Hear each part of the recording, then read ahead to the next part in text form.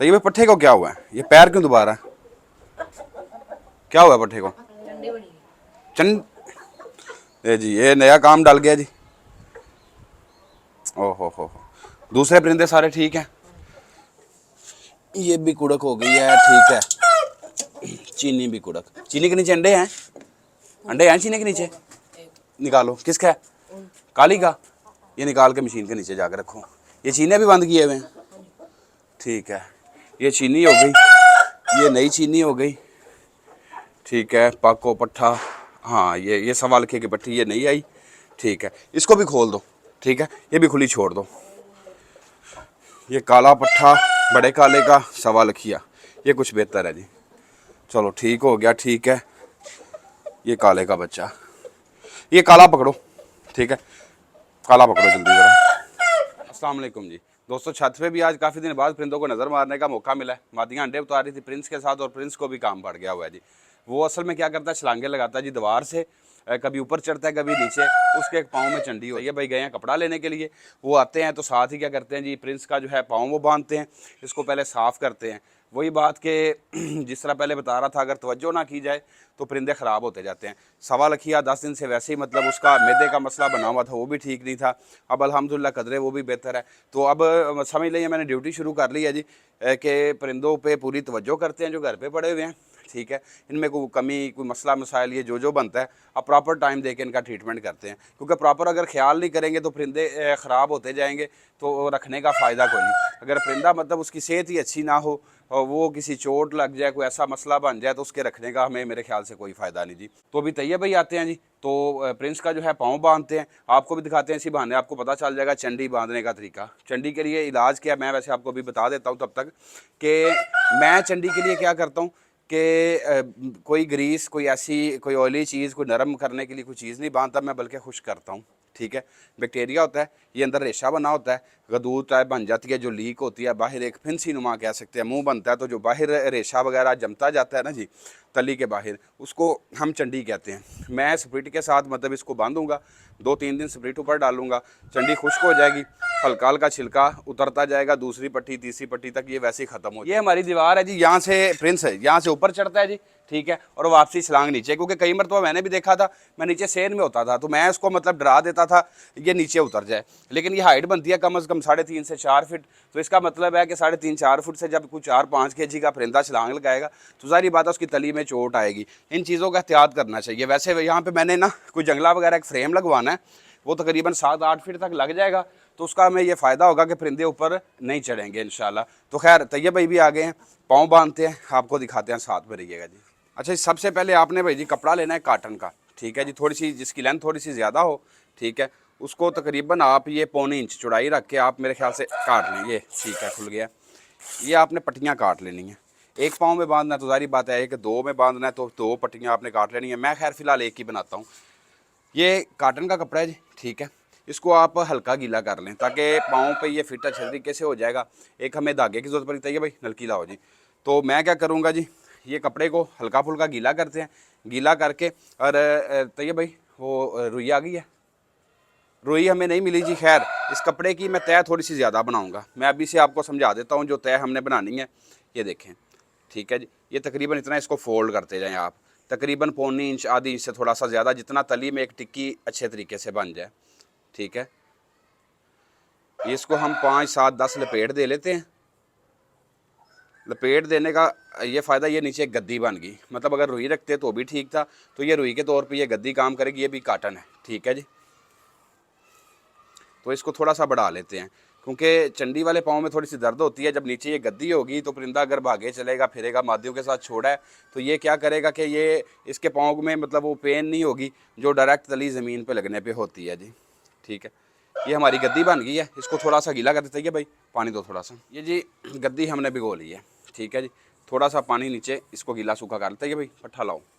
तो अभी मैं आपको प्रॉपर बताता हूँ जी जो पाँव बांधने का तरीका, ठीक है जी।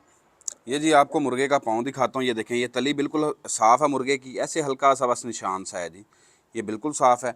ये देखें, ये चंडी बनी है, ठीक है बाहर बाहर, अंदर नहीं है, ठीक है जी। लेकिन ये इंशाल्लाह हम इसको पहले साफ़ करते हैं, धो लेते हैं। सबसे पहले जी हम इस पाँव को पानी के साथ धोएंगे, ठीक है जी।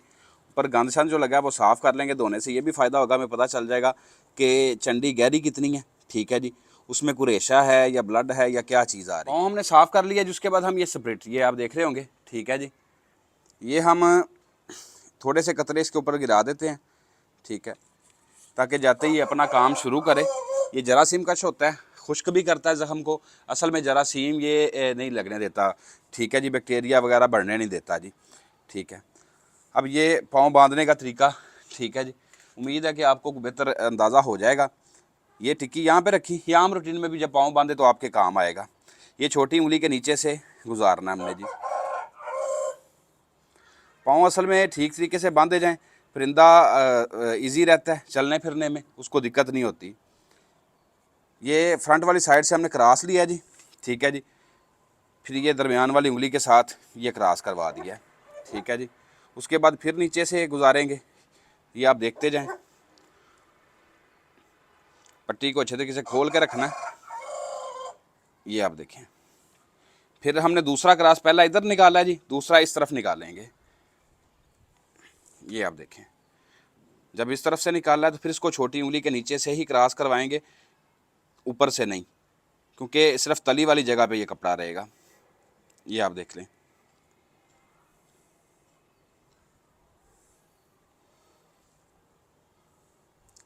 वापसी क्रॉस फिर इधर हम रिपीट करेंगे। ये देखें, और अगला क्रॉस सेम उसी तरह तली के नीचे से गुजार के। ठीक है जी, ये देखें उंगली के नीचे से, और ये इधर रिपीट हो गया। ये आप देखें, गद्दी भी नीचे बन गई, तय भी बन गई, पाँव भी बड़े बेहतर तरीके से बांधा गया। ठीक है, उसके बाद धागा जी नलकी का, ये मैं कर लूँगा। ये ज़्यादा पतला होता है, वैसे इसकी जगह पे आप कोई भी मतलब मोटा धागा भी इस्तेमाल कर सकते हैं, जिससे तोड़े वगैरह अमूमन सिलाई करते हैं ना जी, बैग्स वगैरह, तो वो भी आप ले सकते हैं, लेकिन इसको मैं डबल ट्रिपल कर लूँगा जी।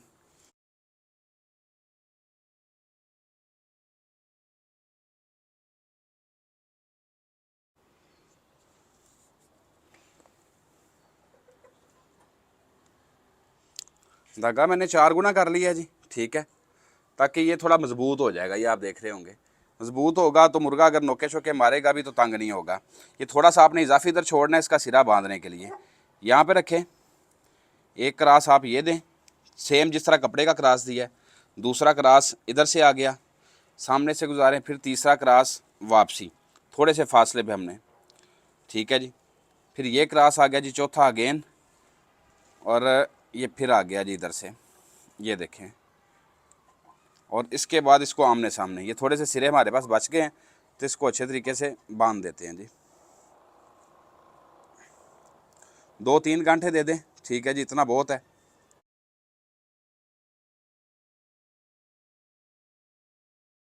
ये इजाफी है धागा, थोड़ा सा ये कैंची के साथ हम काट देंगे। ठीक है जी, पाँव को अच्छे तरीके से चेक कर लें कि बहुत ज़्यादा सख्त किस्म का ना बांधा जाए, बहुत ज़्यादा नरम ना हो के खुल जाए। सख्त होगा तो परिंदे का जो ब्लड सर्कुलेशन है वो रुकेगा, तो उससे भी परिंदा तंग होगा। ठीक है जी, तो ये देखें, थोड़ा आपको जूम करके दिखा दूँगा। ठीक है जी, ये आप देखें जी, बिल्कुल मेरे ख्याल से ईजी तरीके से पाँव बांधा गया जी। ये देखिए, बांधा हुआ पाँव सामने की तरफ से भी खूबसूरत लग रहा है। ठीक है, क्योंकि एक प्रॉपर पट्टी का साइज़ था और प्रॉपर तरीके से हमने जो है इसको लपेट दिए हैं जी। तो उम्मीद है मुर्गा हमारा तंग नहीं होगा जी इससे। अच्छा जी, कपड़ा हमारा बांधा गया। अब नेक्स्ट हमारी ड्यूटी क्या है, ये जो कपड़ा हमने बांध दिया, आपने स्प्रिट लेना है जी डेली, सुबह शाम 2 टाइम। सर्दी ज़्यादा हो तो ना लीजिएगा, धूप शुप निकली हो, दिन का टाइम हो तो ठीक है, क्योंकि आजकल मौसम ठंडा है। तो आपने 2-4 कतरे डाल देने ताकि तली तक ये ना जी नमी स्प्रिट की जो है पहुँच जाए। ठीक है, और सेम यही आप 2-3 दिन 4 दिन कर दें। 8-10 दिन के बाद आप पाँव खोलें, ये छिलका जो है ऊपर, ये जो आपको ज़ख़म का नज़र आ रहा था, ये हल्का फुल्का उतर जाएगा, नहीं तो नाखून के साथ उतार दें, जितना उतरे उतार दें, ये उतरेगा। दूसरी पट्टी तीसरी पट्टी तक उम्मीद है जी ये क्लियर हो जाएगा इंशाल्लाह। तो अज़ान हो रही है, नेक्स्ट इंशाल्लाह मैं वीडियो कंप्लीट करता हूँ जी। तो एक तो बता रहा था स्प्रिट आपने उसके साथ डिप करते रहना है, और दूसरी एहतियात वो, इसको हम मेडिसन देंगे। वेलोसेफ का जो कैप्सूल है जी, वो रेशे के लिए बहुत ज़्यादा अच्छी चीज़ है। वो एहतियातन इसको सुबह शाम एक एक देंगे, 2 दिन 3 दिन दे दें, या दिन में एक मरतबा दे दें, शाम के टाइम पे चाहे दे दें। एक वेलोसेफ का कैप्सूल डेली तकरीबन 4-5-6 दिन, क्योंकि अंदर से जो अंदर तली के अंदर ज़ख़म बन चुका होता है, वहाँ पे जो बैक्टीरिया बनता है, रेशा वगैरह जिसे कहते हैं रेशा बनता है, उसको खुश्क करने के लिए एक अंदरूनी तौर पे ना वहाँ से वो ज़ख़म बढ़ेगा बल्कि अंदर से खुश्क हो जाएगा, तो बाहर ये जो छिलका है ये उतरना भी ईजी हो जाएगा। ठीक है जी। तो वेलोसेफ कैप्सूल नोट कर लें, वो आपने इस कंडीशन में देने हैं। अगर रेशा ज़्यादा होता है तो भी, अगर कम होता है तो भी। बाज़ औक़ात चंडी की कंडीशन बहुत ज़्यादा ख़राब हो जाती है, अंदर तली में स्वेलिंग बहुत ज़्यादा आ जाती है, रेशा बाहर भी नहीं निकलता, एक गिल्टी नुमा अंदर जम जाती है। उस सूरत में फिर हमें वो बचता है जी ऑपरेट का ऑप्शन, तो वो फिर कट लगा के उसका वो गनसन निकालना पड़ता है, फिर दोबारा उसको बंद करना पड़ता है। वो ज़रा थोड़ा सा ज़रा मुश्किल काम हो जाता है जी। तो एहतियात जो है पहले से अगर करेंगे तो ईजी रहेंगे, परिंदा ज़्यादा ख़राब ना होगा, वो भी तकलीफ़ में नहीं जाएगा, कि मतलब कवर करना आसान है जी। जहाँ पे ये परेशानी वाली बात है जी कि मुर्गे का पाँव ख़राब हुआ है, चंडी उसको बन गई, वहाँ पे खुशी वाली बात है। ये जो मादियाँ भी आपको कुड़क दिखाई थी खुड्डे के अंदर, इन्हीं मादियों के बच्चे निकलना शुरू हो गए हैं। चीनी का एक निकला है, फिर स्टेप बाई स्टेप एग्स रखे थे, और जो इसके साथ वाली इसी की बहन थी उसके माशाल्लाह एक पहले निकला बच्चा, 2 अभी अभी निकले हैं। तो आपको दिखाता हूँ, साथ में रहिएगा। लाइट हमारी यहाँ पे ऑफ हो गई है, ठीक है जी, लेकिन ये है कि चूज़े माशाल्लाह निकलना शुरू हो गए हैं जी। ये देखें जी, एग्स हमारे लगे हुए हैं, ज़्यादा अंडे इसी मुर्गे के हैं 2 मादियों के साथ। ये देखें छिलके अंडों के पड़े हैं, ये फ्रेश निकले हुए बच्चे हैं जी। ये देखें बिल्कुल अभी फ्रेश निकले हैं।